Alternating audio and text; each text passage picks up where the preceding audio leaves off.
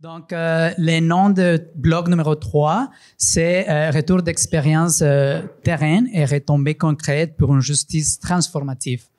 Donc, ici, dans cette blog, comme disait Olivier au début du colloque, des fois, dans les recherches qualitatives, on veut aller au-delà de la création des connaissances et plutôt avoir un impact concret. Donc, ce sont des expériences qui sont des exemples sur comment les méthodes qualitatives, mais aussi les méthodes collaboratives, la recherche participative et l'inclusion des savoirs expérientiels peut être mobilisées pour inspirer un changement ou pour inspirer des pistes de solutions. Donc, c'est ça. Dans ces blocs, on va voir une belle diversité de présentations. On va voir une présentation sur le vieillissement. On va voir une autre présentation sur la mobilisation des savoirs communautaires. Et puis, à la fin, on va voir une présentation sur l'approche visuelle pour comprendre la résilience. Donc, pour les premières présentations, j'invite à Vincent Wagner, Yvonne Turpin et Jean-Guy Lortier. Merci beaucoup.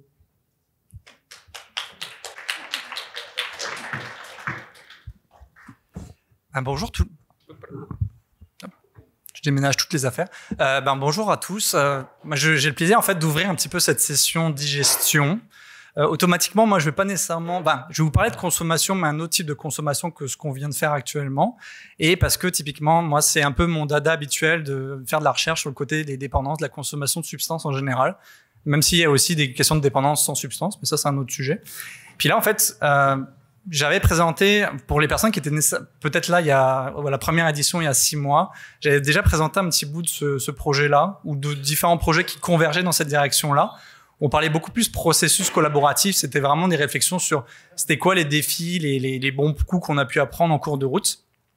Et puis en fait, ce qui s'était passé, c'est que le projet a continué, a suivi son cours. On n'avait pas nécessairement fait toute la collecte de données sur le terrain. Puis là, aujourd'hui, ce que je veux un peu vous présenter, c'est parler un peu plus des résultats, je dirais pas de retombées parce que là, ça me mettrait un peu beaucoup de pression de dire j'ai vraiment pas la recette à 100% pour changer les choses vis-à-vis des services, de tout ce qu'on peut proposer aux populations. Mais en tout cas, c'est des premiers résultats, des premières conclusions qu'on a pu discuter. Et pour ces éléments-là, en fait, moi, ce qui me dérangeait un petit peu, c'est de parler ça tout seul. Je vais pas faire un blabla de chercheur à 100%. C'est pour ça qu'en fait, je voulais vous venir accompagner avec mes experts des personnes avec une expertise de vécu, qui sont Yvon et Jean-Guy, qui ont vraiment collaboré avec moi sur tout ce projet de recherche-là, et notamment sur la définition un petit peu qu'est-ce qu'on peut faire pour améliorer ces services-là.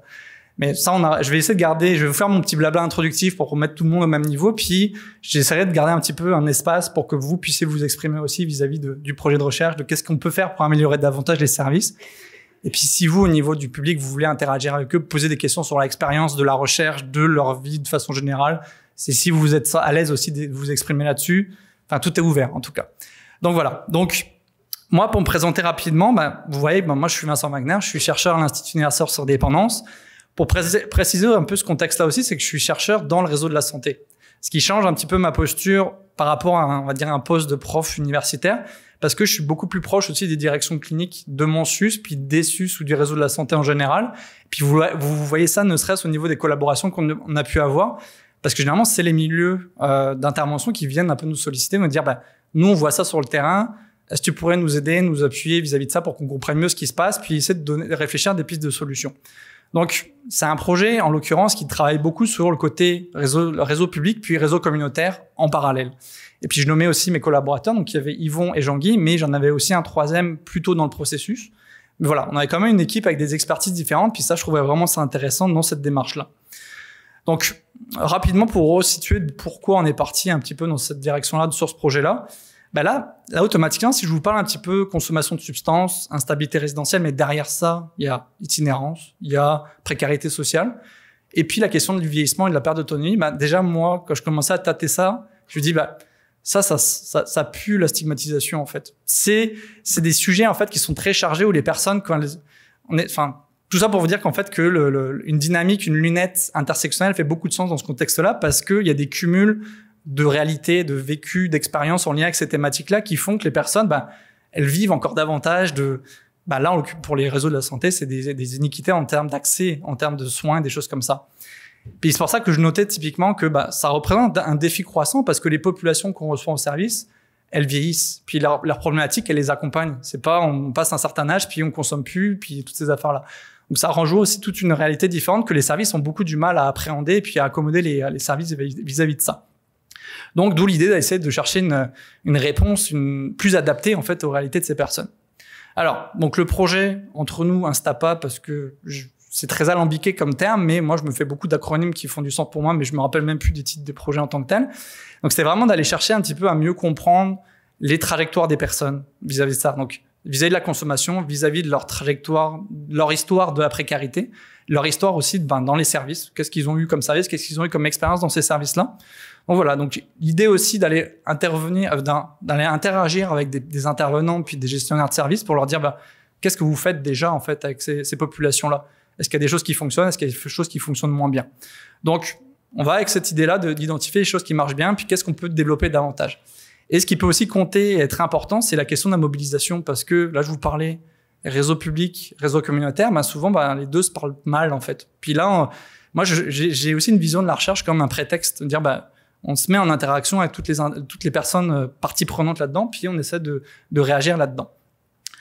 Bon, là, c'était vite fait un survol où vous montrer un peu la place des différents milieux de pratique et puis des personnes concernées dans toute la démarche de réflexion vis-à-vis du projet. Donc vraiment, dès la définition du problème initial, c'est, comme je vous disais, c'est les milieux qui sont venus nous solliciter par rapport à ça, puis après, on creuse un peu plus ces questions-là. Donc ça va influencer la façon de déterminer les objectifs de recherche. Puis, il y a une facilitation de la collecte de données, surtout avec les milieux dans lesquels on va aller récupérer la population, puis les intervenants, puis les gestionnaires. Ça, il n'y a pas trop besoin d'imaginer ça.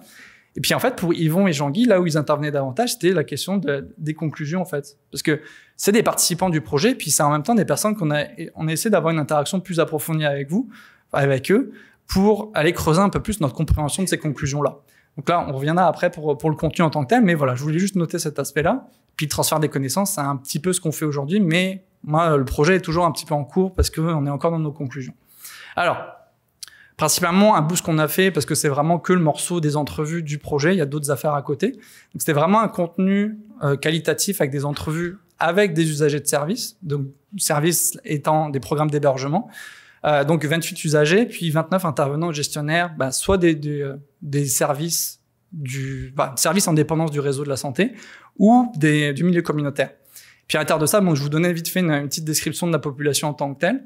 Vous voyez, ne serait-ce au niveau de l'âge que ça donne, mais vous voyez, ce que je veux aussi porter votre attention dessus, c'est vraiment l'écart de l'âge en fait dans notre échantillon, parce que les personnes qui ont à peu près entre 50 et 80 ans, c'est une très grande variation. Puis dans ces 30 ans-là, il y a des expériences très variables. Quelqu'un de 50, 60, 70, ils n'ont pas les mêmes besoins, basiquement. C'est comme si moi, on me mettait à me comparer avec quelqu'un, on fait un échantillon avec quelqu'un qui a 5 ans à côté de moi, on me dit, on partage vos expériences avec un mineur, puis un enfant, enfin, bref, vous comprenez un peu où je veux aller, là, mais c'était ça. Je trouvais ça vraiment intéressant à repointer. Un échantillon très masculin parce que on a vraiment fait beaucoup d'efforts pour essayer de chercher des femmes. Et vous allez voir que c'est vraiment une recommandation qu'on a, ça révèle aussi l'état des services et la disponibilité des ressources pour les femmes parce qu'on n'arrivait pas à les rejoindre. Puis les intervenants nous disaient que il y a des trajectoires différentes spécifiques aux femmes plus âgées qui consomment, etc. Donc bon, ça c'est un peu le côté méthodo. Hop, voilà. Alors là, pour le temps un petit peu que j'ai, c'est évoquer, survoler un petit peu les principales pistes d'amélioration qu'on a pu mettre en évidence, qu'on a discuté dans le cadre des entrevues, puis qu'on a raffiné un petit peu avec Yvon et Jean-Guy. Donc là, je vais essayer de survoler ça de façon très explicite, rapide.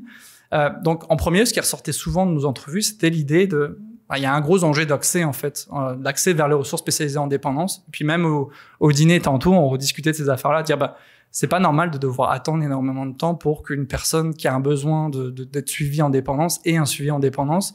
Quelqu'un qui en a besoin, généralement, c'est maintenant ou relativement rapidement, c'est pas nécessairement en 3-4 semaines, 2 mois, quoi. Donc ça, c'est un enjeu essentiel qu'il y a là-dedans. Après, et ça, je pense que c'est même Yvon, peut-être que tu pourrais évoquer des choses vis-à-vis de ça, c'est l'idée de bonifier les services, les suivis après hospitalisation ou après thérapie. Tu vois, quand tu vas aller tu faisais un suivi de 21 jours, puis après, on te dit, tu retournes chez toi, puis il n'y a plus nécessairement d'accompagnement. Ça, c'est une chose que tu nous avais mentionné. Je ne sais pas si tu voulais évoquer quelque chose tout de suite. Ouais, moi, avec ton micro. Au niveau le privé, puis avec les endroits comme les hôpitaux et tout ça, moi, j'avais une dépendance avec l'alcool. Au travers de l'hôpital Notre-Dame, J'ai pu savoir la ressource qu'il y avait avec Delors Cormier. Eux autres donnaient des thérapies. Il y avait interne et externe. Finalement, au travers l'intervenante que j'avais, elle connaissait l'endroit où je demeure présentement. C'est une résidence pour personnes âgées. Mais la plupart du monde où ce qu'on est, c'est des personnes qui ont eu des problèmes avec l'alcool, les dépendances, mais toutes les dépendances. Puis c'est des personnes 60 ans et plus.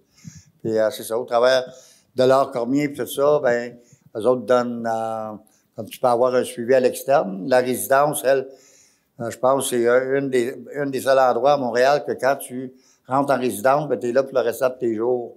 Il y a souvent des endroits que c'est pour 1 mois, 2 mois, 4 mois. Ça fait que la personne retourne dehors. Moi, j'ai vécu l'itinérance. C'est comme ça que j'ai rentré j'ai été hospitalisé. Au travers de l'hospitalisation, j'ai rencontré Delors Cormier. Et aujourd'hui, avec la résidence. Puis moi, c'est, comme je dis, c'est un service là-bas, tu as beaucoup de services. Puis c'est au niveau de la santé, au niveau les infirmiers, docteurs, les intervenants. Tu as un intervenant, elle a un programme avec toi qu'il faut te suivre, tout ça. Puis moi, ça m'a beaucoup aidé, la résidence, parce que moi, il faut que je sois encadré.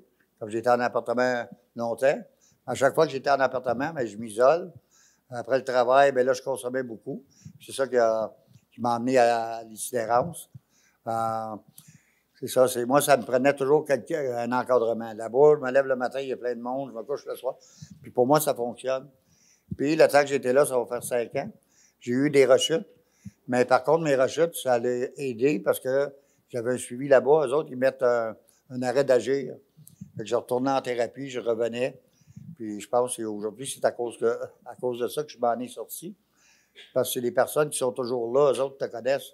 Tu as un plan là-bas de séjour et tout ça. Puis aujourd'hui, je pense que c'est... mais c'est ça, on a beaucoup de services. La seule chose, c'est au niveau de la consommation et tout ça. Là-bas, tu ne peux pas consommer à l'intérieur, mais tu peux consommer à l'extérieur. Qu'est-ce qui arrive, c'est que tu as la pré-résidence, la résidence, tout ça. Mais moi, j'essaie avec Delors Cormier, avec plusieurs organismes, d'avoir des chambres là-bas, que c'est des personnes qui sont à l'extérieur, 60 ans et plus, qui sont dans la rue. Des personnes qui ont des problèmes, mais souvent, les listes d'attente, ça peut prendre jusqu'à 1 an pour rentrer en thérapie, tout ça. Les personnes pourraient rentrer là, avoir un suivi. Après le suivi, ben ils rentrent en résidence. Puis après ça, en résidence, ben tu es suivi pour tout le temps que tu es là-bas. Comme je dis, c'est probablement une des... En tout cas, rare place à Montréal que quand tu es admis là-bas, tu peux rester jusqu'à le restant de tes jours. Pour moi, ça m'aide beaucoup parce qu'aujourd'hui, ça te garde sobre. Puis le petit peu qui me reste, ben je veux le finir sobre. Puis c'est la place idéale pour moi. Ça fait que c'est à peu près ça, mon expérience avec le... Merci. OK. Je voulais juste un petit peu, là, comme le temps file, j'ai pas le temps nécessairement de passer dans toutes les pistes d'amélioration, mais je voulais donner un peu la parole aussi à Jean-Guy pour que tu nous dises, moi, la question que j'allais vous poser par la suite, c'est qu'est-ce qu'on peut faire de plus, pour justement améliorer les services, de ton point de vue. Tu m'as mentionné des choses tantôt, mais je voudrais juste entendre que tout le monde t'entende aussi, en fait. Mais moi, contrairement à lui, j'ai un problème de drogue, de consommation de drogue. J'ai connu la cocaïne à l'âge de 65 ans. J'avais jamais touché à ça avant. Et puis, je me suis ramassé dans la rue, moi aussi. Puis là, c'est Delors Cormier qui m'ont aidé. Maintenant, je demeure à la Maison du Père, à la résidence de la Maison du Père. Puis là, j'ai 81 ans. Et puis, je suis en train de m'en sortir, moi aussi, grâce à eux. Et puis, malheureusement, c'est pas tout le monde qui a la chance de demeurer dans un endroit comme nous autres. Il y en a beaucoup qui sont dans la rue parce qu'il n'y en a pas assez d'endroits comme ça. Surtout avec la pandémie qui est arrivée, ils ont été obligés de couper des lits. Ils prennent la moitié moins de monde qu'avant. Et puis, ça fait qu'il y en a beaucoup qui sont dans la rue, puis c'est pas drôle de vivre dans la rue, hein. Je parlais avec un jeune qui vient d'arriver, là, puis parce qu'il vivait dans la rue, là, il s'est fait couper les 5 orteils, là, parce que ses pieds ont gelé. Ça fait que il faudrait qu'il y en ait beaucoup plus d'endroits comme la Maison du Père ou le Bon Accueil, des places comme ça. Puis les femmes aussi, ils ont beaucoup de misère, les femmes, parce qu'il n'y en a pas assez pour les femmes, des maisons comme ça. Fait que c'est ça qui est mon histoire. Je vous remercie. Je qu'on finit pour... ouais, hop, on arrive à la fin. Hop, merci. Merci à tous.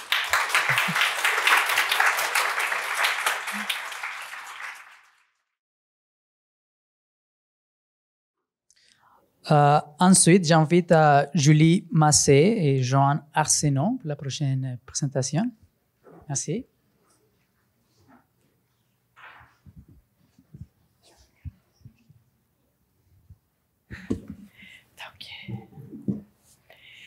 Donc, bonjour à toutes et à tous. Julie Massé, je suis auxiliaire de recherche et j'ai le bonheur d'être en compagnie de Joanne Arsenault, qui est partenaire communautaire sur le projet dont on vient vous parler aujourd'hui, qui avait pour but de s'allier au savoir des milieux communautaires pour soutenir la transformation des pratiques d'enseignement des déterminants sociaux de la santé dans les programmes de sciences de la santé. Donc, on va vous mettre en contexte pour que vous voyez un peu dans quoi ça s'inscrit tout ça, quel est le projet en question. Puis après, on va faire un plein feu sur les pratiques de co-analyse qu'on a mis en œuvre dans le cadre de ce projet-là pour être sûr justement de bénéficier de l'ensemble de tous ces beaux savoirs qu'on avait autour de la table. Donc, c'est un projet qui, d'emblée, a été réfléchi, a été pensé pour être participatif. Donc, la plupart des gens qui travaillent avec nous à ce moment-ci étaient là dès la naissance même du projet pour le réfléchir, pour le penser. Donc, c'est le cas des gens qui siègent sur le comité de suivi rapproché. Donc, c'est un comité qui est décisionnel dans les opérations du projet et qui est très actif à toutes les étapes là, du processus de recherche, où siège Joanne d'ailleurs. Et donc, on retrouve là des représentants du milieu communautaire, des experts de vécu aussi, des gens du milieu de la recherche, mais des gens de la recherche qui ont des travaux très ancrés et très en proximité avec le milieu communautaire et se joignent à ces personnes-là à des moments charnières du projet, d'autres personnes qui nous aident à prendre des décisions plus stratégiques et encore une fois sont représentées là à la fois le milieu communautaire et le milieu universitaire. Donc, la logique qui est à la base même de ce projet-là, c'est de dire que, bon, l'enseignement des déterminants sociaux de la santé, donc c'est crucial pour réussir à former des professionnels de la santé qui vont être engagés socialement. D'ailleurs, les établissements d'enseignement, les programmes de formation en santé sont vraiment encouragés à intégrer des contenus en lien avec les déterminants sociaux de la santé. Le hic, c'est qu'il demeure plusieurs barrières à l'enseignement de ces déterminants sociaux-là dans les programmes de sciences de la santé. Notamment, ces enseignements-là sont souvent enchevêtrés dans des considérations qui demeurent très déterministes et qui font en sorte de limiter la capacité des étudiants à développer une compréhension critique des enjeux sociaux qui sont liés aux déterminants sociaux de la santé. Donc, en parallèle avec ces enjeux-là, ces considérations-là, on a les savoirs issus des milieux communautaires, donc qui représentent une richesse qui est vraiment à mettre en valeur. Hein. Ce sont des savoirs qui sont fondés sur les expériences avec les populations dites vulnérables, marginalisées ou des affiliés et qui sont à l'origine de toutes sortes d'initiatives et de belles pratiques originales de sensibilisation et de formation autour des enjeux liés aux déterminants sociaux de la santé. Et je passe la parole à Joanne, qui pourra d'ailleurs vous donner des beaux exemples de tous ces beaux savoirs. Il y en aura pas beaucoup d'exemples. Hein? Je pourrais vous en parler pendant des heures et des heures. Fait, comme vous voyez, moi, je fais partie des personnes qui sont membres de groupes communautaires. Il y en a plusieurs qui participent au projet. Et moi, disons, mes racines que j'ai eues jusqu'à ma pseudo-pré-retraite, là, c'est vraiment pseudo, mais quand même, je travaillais à Atoulir, qui est un groupe populaire en alphabétisation dans le quartier Saint-Sauveur à Québec, qui est un des quartiers très défavorisés de la ville de Québec. Alors vraiment là-dessus, et sa origine, Atoulir date de 1982, et c'est le comité citoyen-citoyenne du quartier Saint-Sauveur qui travaillait avec plusieurs personnes, beaucoup, ils ont des gros dossiers. C'est un comité qui s'occupe d'urbanisation du quartier Saint-Sauveur. Là, il s'occupe des îlots de chaleur, mais il y avait déjà un problème de logement dans les années 80. Ils se rendaient compte que beaucoup de gens du quartier participaient aux activités, mais se présentaient jamais dans les assemblées générales, se présentaient pas pour être sur des postes de décision. Fait qu'ils ont discuté avec les gens, puis ils ont bien vu qu'il y avait un problème de ce qu'on a appelé l'alphabétisation, mais que vous pouvez appeler littératie, là, dans des domaines de recherche. Et puis, c'est de là qu'ils ont créé le groupe d'alphabétisation à tout lire. Fait qu'à tout lire a toujours été un groupe de très proximité. On travaille avec les gens, pas juste pour les gens, avec les gens. Puis, si on s'intéresse au projet, c'est que le titre, justement, du projet, c'est de s'allier aux forces du communautaire. Puis, à tout lire, on a beaucoup travaillé la santé. Puis, je peux pas tout vous présenter, mais je vais vous présenter, si tu veux, oui, l'autre diapositive. En 1913, non, sûrement pas. Je suis pas jeune, mais j'étais pas au monde. En 2013-2014, on a créé avec les participants du groupe à tout lire un superbe carnet santé qui est de toute beauté. Qui, là, je vous présente juste peut-être la page qui est là à l'intérieur. C'est qu'avec les participants, tout ce qu'il y a dedans, ça a été choisi par les participants. De quoi ils voulaient parler. L'idée, c'était de créer un outil qu'on ne sera pas gêné de présenter un professionnel ou une professionnelle de la santé. On voulait quelque chose qui est vraiment valorisant, mais qui sensibilise les professionnels de la santé à dire, si ce langage-là est utilisé dans des mots extrêmement simples, avec des images, peut-être que je devrais m'adapter à ce vocabulaire-là. Finalement, c'est devenu un succès. On en a, nous, produit juste à partir de l'argent qu'on a réussi à trouver, 15 000 exemplaires, mais il est connu beaucoup au Québec maintenant dans d'autres groupes communautaires, beaucoup de groupes en alphabétisation, même dans des chercheurs en santé. Bref, je veux pas trop jouer, je pourrais vous en parler tellement longtemps. Bref, l'idée, c'est qu'à tout lire, on crée des outils avec les participants qu'eux-mêmes vont présenter ensuite à l'université. Nous, c'est l'Université Laval. On va dans différentes pharmacies, médecine, sciences infirmières, travail social et d'autres disciplines aussi. Et les participants présentent leur carnet santé. Alors, c'est pas humiliant. On va pas là pour dire, on sait pas lire, on sait pas écrire, gna, gna, gna. Ils présentent un outil dont ils sont très fiers, qu'ils ont créé, donc les forces. Mais en même temps, on voit bien les difficultés que les gens rencontrent puisqu'ils ont besoin de ça. Fait qu'on a beaucoup travaillé, puis on continue à travailler en santé. Puis d'ailleurs, les déterminants sociaux de la santé, un des déterminants vraiment fondamental, puis peut-être encore plus de nos jours, c'est justement le faible niveau de littératie. Vous devez savoir qu'en santé, maintenant, les documents, il faut vraiment être pas mal scolarisés pour pouvoir l'utiliser. Et l'autre enjeu majeur maintenant, c'est l'éloignement des services de santé et un problème d'accessibilité. Nous, dans le quartier Saint-Sauveur, Saint-Roch aussi, on a un CLSC qui a été dépouillé, en fait, de ses ressources humaines, de ses financements. On peut plus envoyer les gens là. Fait que là, puis là, avec toute la question de l'Internet et tout, là, la télésanté ou même les rendez-vous, c'est l'enfer. Pour les gens peu alphabétisés, c'est devenu carrément un enfer. Ça aggrave leur système de santé, ça crée beaucoup d'anxiété. Pas leur système, leur santé, ça crée beaucoup d'anxiété. C'est un enjeu majeur. Fait qu'il faut pas oublier que c'est un grand déterminant. Souvent, c'est associé à d'autres déterminants sociaux, comme la pauvreté, la difficulté pour l'accès au logement. Alors, c'est un enjeu majeur. Fait qu'on est très fiers de collaborer au projet.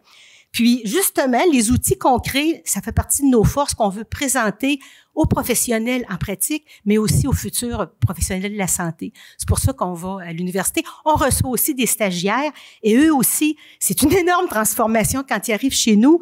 Ils sont tous de bonne volonté, là. C'est pas ça l'enjeu. C'est que comment on travaille avec des gens qui savent presque pas lire. Moi, j'ai donné des ateliers pendant plusieurs années à des gens qui devaient apprendre l'alphabet, ensuite les syllabes, des mots, puis c'est pas un enseignement comme avec les enfants, là. Ce sont des adultes qui ont des enjeux, des responsabilités d'adultes. Fait qu'il faut travailler avec ces personnes-là à partir de leurs besoins. Une autre force du communautaire, c'est qu'on connaît bien les besoins à la base. On travaille avec les gens, pas juste à tout lire, d'ailleurs, l'ensemble des groupes populaires ou communautaires. Ça, c'est notre force aussi. Et avec les participants, on arrive à dégager ensemble des solutions qui peuvent être présentées. Parce qu'on peut pas connaître la réalité de tout le monde. Moi, j'ai ma réalité, je connais bien la réalité maintenant en alphabétisation, mais je connais pas beaucoup. Puis c'est pour ça qu'on est content de collaborer avec des chercheuses, des chercheurs, des enseignants, des gestionnaires dans le réseau. Ce sont des réalités qui sont assez éloignées de nous. Et ce partage-là, je pense, va être fondamental pour créer de la solidarité, puis travailler ensemble à trouver des solutions communes qu'on va pouvoir changer les choses dans la société pour quand même plus d'égalité sociale en santé. Je pense que c'est le message que je pourrais laisser. Là, j'ai trop parlé. Je te laisse le reste. Il n'y a pas de problème. Mais ça vous montre quand même, je pense que c'est parfait, Joanne, parce que ça montre quand même que justement toute la belle richesse qu'on va aller chercher dans les milieux communautaires, puis essayer d'aller en chercher des brides pour en faire bénéficier les étudiants en milieu universitaire. Donc, ça a été le but de ce projet-là, de s'allier aux riches savoirs qui sont présents dans les milieux communautaires pour s'asseoir ensemble et réfléchir aux pratiques visant l'enseignement critique des déterminants sociaux de la santé, puis aussi initier une démarche qui allait viser à créer des ponts et jeter les bases de collaboration plus fructueuses entre le milieu communautaire et le milieu universitaire. Donc ça s'est fait à travers un projet en 3 grandes étapes complémentaires. Donc la première étape, ça a été un scan environnemental juste pour essayer de sonder un peu pour voir qu'est-ce qui se faisait justement dans les organismes communautaires de la Ville de Québec, d'innovants, de différents, de le fun, de fonder un peu sur les principes de un blanc. En tout cas, c'est pas grave, je vais continuer. Mais c'est ça, oui, c'est ça, on va le retrouver. Puis, mais c'est ça, puis sur la base de ce qu'on a trouvé, on s'est assis en comité et on a choisi un certain nombre d'organismes communautaires avec lesquels on a voulu aller plus loin. Donc, on a fait une série d'entrevues qualitatives avec ces gens-là. Et la 3e étape, elle, qui est à venir, et on pourra revenir vous en parler lors d'un prochain colloque, c'est des ateliers de croisement de savoir entre justement les milieux communautaires et les milieux universitaires. Donc, c'est vraiment à l'étape numéro 2 où on voulait explorer les fondements, les conditions de succès, les défis liés à la mise en œuvre des initiatives, des pratiques déployées dans le milieu communautaire, qu'on a mis en œuvre la démarche de co-analyse des données d'entrevue. Donc, c'est le comité de suivi rapproché qui a pris la décision qu'il fallait s'investir dans une démarche de co-analyse, que c'était un choix finalement tout naturel et tout à fait cohérent avec la philosophie du projet. Donc, en amont, donc avant de se lancer dans cette démarche de co-analyse-là, il y a eu tout plein de considérations qu'on a dû discuter en comité de suivi. Donc, entre autres, les enjeux éthiques, donc la co-analyse qui n'était pas prévue au départ, donc comme tout bon projet participatif, donc c'est un protocole qui est évolutif, donc on n'avait pas d'approbation éthique nous permettant de diffuser les données brutes au-delà des chercheurs principaux de l'auxiliaire de recherche. Des enjeux de temps, on a beaucoup parlé de temporalité depuis ce matin, donc c'est des choses qu'il a fallu nous aussi prendre en considération dans les réflexions, à savoir comment on voulait mettre en œuvre cette co-analyse-là. Et aussi, la question des enjeux de littératie, parce que je vous cacherai pas qu'on avait une bonne densité de matériel, donc dans un vocabulaire parfois pas accessible nécessairement pour tout le monde, un défi d'analyse qui pouvait représenter une tâche plus importante pour certaines des personnes autour de la table. Donc, il fallait trouver des alternatives pour ces personnes-là. Et toute la question de la capacité d'analyse, c'est pas tout le monde qui a eu les mêmes occasions, les mêmes opportunités pour développer ces capacités-là. Donc, pour débuter, il a fallu évidemment faire une demande d'amendement éthique. Je pense qu'on en est rendu à la 4e ou à la 5e demande d'amendement là. On s'est assis ensemble aussi en comité pour dire qu'est-ce que c'est pour nous la co-analyse, qu'est-ce que ça implique et comment on veut faire ça. Donc, c'est sur la base de ces discussions-là qu'on en est venu à développer une marche à suivre. Donc, une marche à suivre, oui, mais qui est restée elle-même évolutive en cours de route pour s'assurer de bien répondre aux préoccupations des gens. Donc, on laissait le choix aux personnes de, oui, travailler sur l'ensemble des entrevues ou en choisir quelques-unes, tout dépendant du temps qu'ils avaient, de l'intérêt qu'ils avaient ou de leur capacité. Et on leur proposait aussi une grille de lecture. Donc, encore une fois, il y avait le choix de dire, est-ce que je veux seulement faire une première lecture pour me familiariser avec les données, prendre des notes sur ce qui me frappe, puis le partager avec les autres, ou aller plus loin, puis vraiment, en fonction des objectifs de la recherche, me questionner sur qu'est-ce qui est important pour moi là-dedans, pourquoi, qu'est-ce qui me surprend là-dedans, pourquoi, ou qu'est-ce qui m'apparaît moins surprenant et pourquoi. Et en parallèle, donc, il y a un travail d'analyse thématique plus classique, descriptif qui a été fait. pour être après mobilisés dans les rencontres. Donc, on a eu 3 rencontres de 3 heures chacune. Donc, une fois en virtuel, 2 fois en personne, 1 à 2 entrevues analysées par rencontre. Donc, et les entrevues analysées étaient toujours identifiées au fur et à mesure par le comité. Donc, tout dépendant de ce qu'on voulait explorer davantage là dans les prochaines discussions. Donc, le déroulement, donc c'était vraiment animé dans une posture de facilitation par l'auxiliaire de recherche. On commençait par une courte discussion d'introduction sur les défis qui avaient été rencontrés dans l'exercice. On mettait en discussion les notes, les réflexions des participants. Après ça, il y avait des questions qui étaient formulées par l'auxiliaire de recherche pour essayer de comprendre les décalages qu'il y avait entre l'analyse descriptive et ce qui était soulevé par les participants. Donc, je termine là-dessus. Donc, les leçons un peu qu'on a tirées de cette démarche-là, pour le chercheur, un impératif d'être à l'écoute, d'être flexible, d'être prêt à s'adapter en cours de route en fonction des préoccupations émergentes. Impératif de résilience, de pragmatisme. Tout n'est pas parfait. Il y a des deuils à faire en fonction du contexte dans lequel on s'inscrit et des contraintes qu'on a. L'impératif d'humilité épistémique aussi, être prêt à faire un pas de recul pour laisser toute la place à des savoirs invisibilisés, justement, qu'on veut mettre en valeur. Pour les participants, l'impératif de curiosité épistémique, donc cette volonté-là de s'enquérir du point de vue des autres, prendre le temps de développer un langage commun, donc c'est pas tout le monde qui part du même point, il faut le prendre en considération. Et finalement, la création et le maintien d'un climat d'ouverture, de bienveillance, de respect, de non-jugement, pour que tout le monde se sente libre de s'exprimer, se sente en sécurité, soutenu, appuyé dans la formulation de ses idées. Donc voilà, excusez, on a dépassé un petit peu. Oui, j'ajouterais juste un petit mot. En fait, le projet est extrêmement intéressant parce qu'il a évolué vraiment avec la participation de tout le monde. Même le titre a été changé. Les groupes communautaires ont contribué à la reformulation du titre qu'on trouvait beaucoup plus représentatif de notre apport à la recherche tout le temps. Fait qu'il y a toujours eu des modifications qui s'adaptaient vraiment aux demandes, aux besoins. Et puis la grande richesse qui va sortir, moi pas rien que j'espère, j'en suis sûre, de là, c'est que nous, tous les groupes qui ont été rencontrés ont été sélectionnés par ce comité-là de travail assez régulier, mais aussi on a rencontré quand même des universitaires aussi, parce que c'est important de comprendre. On sait très bien que c'est pas une question individuelle aussi, c'est une question de système. À l'université comme ailleurs, il y a des contraintes, il y en a dans les hôpitaux, il y en a partout.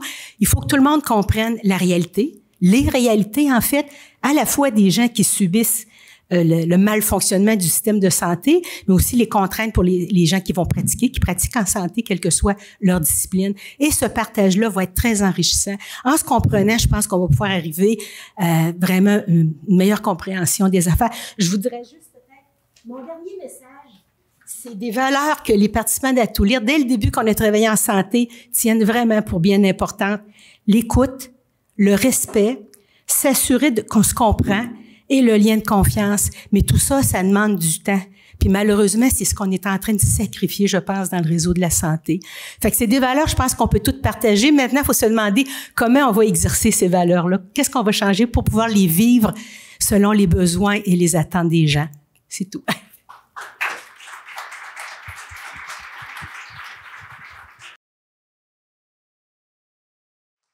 Ensuite, j'invite Vincent Arsenault, Emma Brion et Simon Wallet.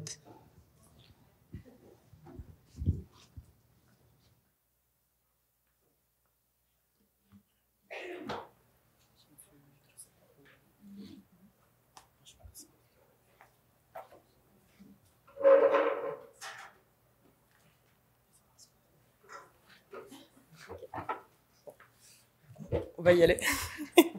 Bonjour à tous, moi c'est Emma Brion. Je suis accompagnée aujourd'hui de Vincent Arsenault et de Simon Wallet. On est trois membres de la grande équipe des jeunes chercheurs queer ici à l'École de santé publique de l'Université de Montréal. Puis aujourd'hui, on va vous parler des retombées de notre méthodologie Self-Film sur nos participantes dans le cadre de notre projet sur la résilience des jeunes personnes queer des jeunes personnes de la communauté LGBTQ+. Donc, les jeunes chercheurs queer, c'est un programme de renforcement des connaissances qui est sous la supervision d'Olivier Ferlat à l'université, à l'école de santé publique de l'Université de Montréal. C'est un programme qui a pour objectif de faciliter l'apprentissage des jeunes personnes queer qui sont intéressées par le milieu de la recherche et de développer des projets de recherche qui sont centrés autour des principes du par et pour, donc menés par des jeunes personnes queer au sujet des jeunes personnes queer. Et puis, pour notre projet sur la résilience, on a utilisé une méthodologie self-film. Donc, la méthodologie self-film, c'est une méthode visuelle et participative au cours de laquelle les participantes produisent une courte vidéo en réponse à un prompt, généralement à l'aide de leur téléphone. Nos participants ont pris part à 3 ateliers sous forme de groupes de discussion sur une période d'environ 2 mois. Et la recherche au complet a mené à la production de 11 self-films. Excusez-moi. Et on va discuter ici aujourd'hui de la façon dont la méthodologie au sens large, donc à la fois l'utilisation de la méthodologie self-film, notre question de recherche et les principes du par et pour ont eu un impact positif sur les participantes. Et les données qu'on présente aujourd'hui sont que c'est à la fois ces self-films, les conversations qui ont lieu pendant le 3e atelier et le résultat de nos réflexions en tant que jeunes personnes queer qui ont participé à ce projet. Donc, un objectif principal de recherche qui nous tenait vraiment à cœur sur ce projet, c'était de s'éloigner de la tendance académique à problématiser les communautés d'ES LGBTQIA+, et d'orienter notre regard vers les forces de ces communautés. Et ça se traduit donc dans notre sujet de recherche, la résilience, et aussi, par conséquence, dans notre prompt qu'on a donné aux participants dans le premier atelier. Donc, ces participants répondaient à ce prompt et donc, pendant le premier atelier, on leur a demandé « Nous voulons en savoir plus sur vos moyens pour aller mieux, pour vous faire du bien, sur les choses qui vous permettent de gagner de la force malgré les obstacles. » Et les effets de ce choix méthodologique se ressentent aussi dans les expériences de nos participants à travers la recherche. Ainsi, notre participante 5 nous a fait part du fait que quand elle vivait en France, donc le pays où elle a grandi, les seules fois où elle a entendu parler des personnes queer, c'était exclusivement en termes négatifs, des mauvaises expériences que ces personnes-là vivaient, autant en termes de leur santé que de leur santé mentale. Et elle contraste ces expériences-là avec son expérience dans le projet de recherche en nous disant c'est vrai que aussi on a tendance à pointer beaucoup les effets négatifs en général, mais ouais, c'est agréable d'avoir un projet où on arrive et on nous dit « Donnez-nous un peu des aspects positifs et de comment vous l'avez vécu. »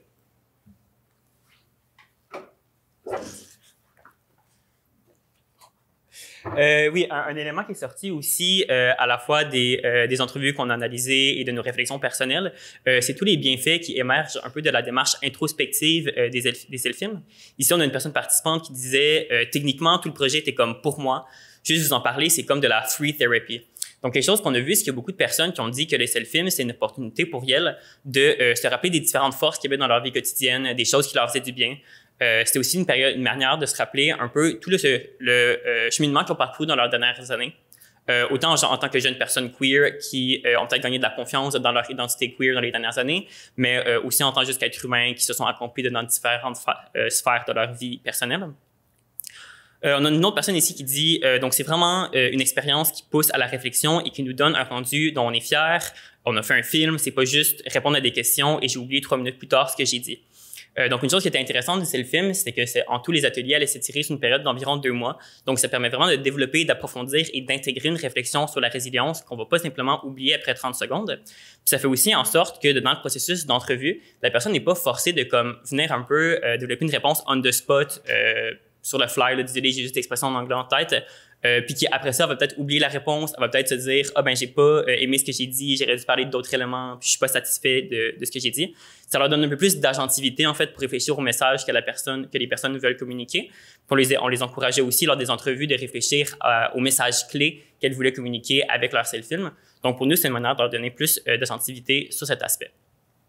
On a aussi trouvé que l'aspect participatif, le par et pour, en fait, a permis de créer un environnement sécuritaire à travers les ateliers.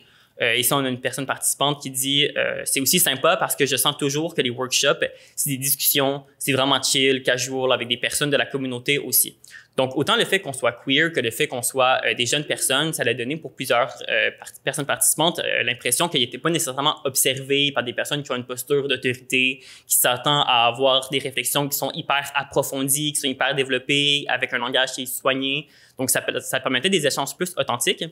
Et ça nous a aussi permis d'observer une espèce de sentiment de communauté qui s'articulait au sein des ateliers. On essaie de s'assurer que ce soit les mêmes groupes qui restent ensemble lors du premier, deuxième et du troisième atelier, de sorte à ce qu'ils développent un peu plus d'aisance et de confiance les uns envers les autres.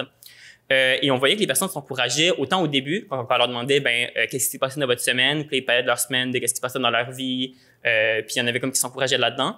Puis aussi quand ils allaient montrer leur self-film ou les différentes étapes où ils étaient rendus dans leur self-film, ils s'encourageaient, ils se donnaient des trucs, ils se félicitaient. Puis c'était vraiment le fun de voir en fait l'aisance avec laquelle ils allaient s'encourager. Et ça, même si nous autres, on leur demandait pas de faire ça. Là. Donc c'était vraiment, ça ressemblait vraiment à un désir personnel en fait de se soutenir en tant que communauté. Finalement, on a une dernière citation qui est un peu différente, puis qu'on doit un peu contextualiser. C'est une citation qui vient d'une participante qui est très militante dans les réseaux transféminins et qui était un peu hésitante à l'idée de participer à un projet de recherche académique parce qu'elle considérait que la recherche académique, c'était peut-être pas super pertinent d'un point de vue militant, que ça faisait pas des avancées assez rapides. À force de parler avec les personnes qui ont organisé le projet, elle s'est dit que c'était pertinent, puis à peu près à la fin, donc à la fin du dernier atelier, elle a dit « J'ai mes propres réserves par rapport à la recherche en tant que telle, mais vous avez l'air quand même du monde vraiment bien. » Puis je pense que c'est une bonne manière, c'est un bon exemple en fait de comment est-ce que la recherche participative peut un peu venir réparer les pots cassés entre le milieu académique et des communautés qui ont historiquement été marginalisées par ces communautés-là. Puis pour moi, c'est super important en fait de venir créer ces relations de confiance-là pour des projets de recherche qui sont orientés justement vers une espèce de justice transformatrice.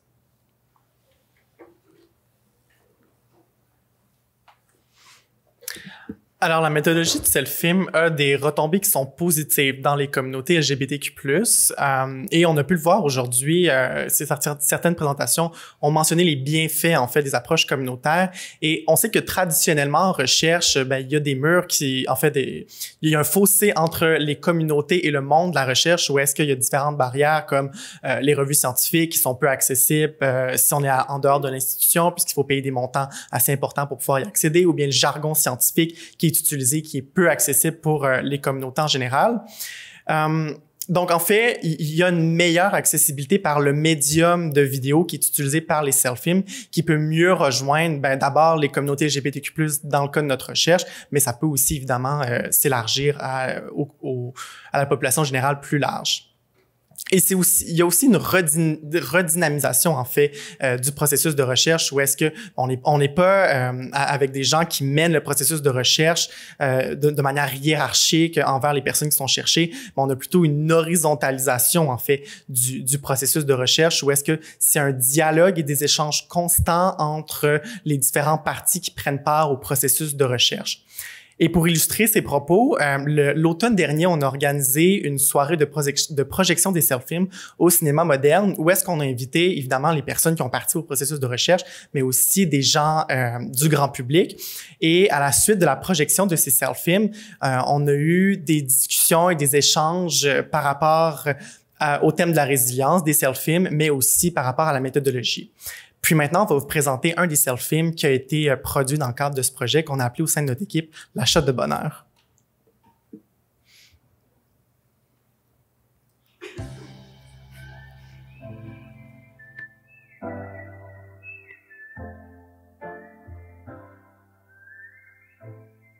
Je t'ai rencontré sur la poitrine d'un de mes artistes préférés, puis dès que j'en ai eu la chance, je t'ai essayé.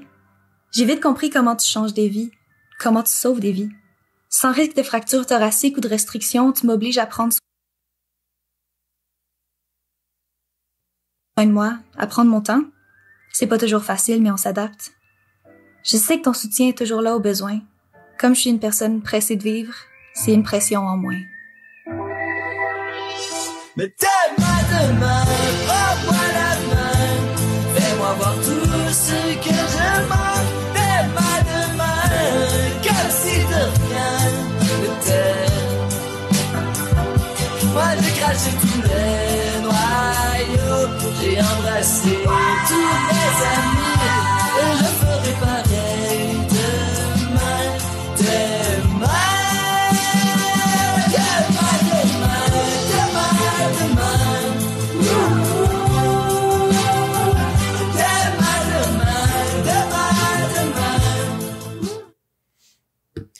Alors, durant notre présentation, on a voulu souligner cette approche de par et pour qu'on a réfléchi et qu'on a utilisé tout au long de notre processus de recherche, qui a permis de rapprocher, en fait, les communautés LGBTQ+, et le monde de la recherche. Et puis, en fait, c'est important de comprendre que la méthodologie du self-film n'est que partiellement responsable de ces retombées positives, mais c'est plutôt la manière dont on implante la méthodologie, dont on la réfléchit, qui fait en sorte qu'on peut obtenir ce genre de retombées. Voilà. Et en terminant, enfin, on tient à remercier nos bailleurs de fonds, entre autres l'Agence de santé publique pour le programme Jeunes chercheurs queer, le réseau de recherche en santé des populations pour le projet Self-Film, et évidemment, on tient à remercier là, tous les jeunes chercheurs queer qui ont participé au projet de recherche. Et dernier mot de la fin, ici, il y a un code QR que vous pouvez scanner, balayer, pour pouvoir voir les Self-Films qui ont été présentés lors du projet. Merci.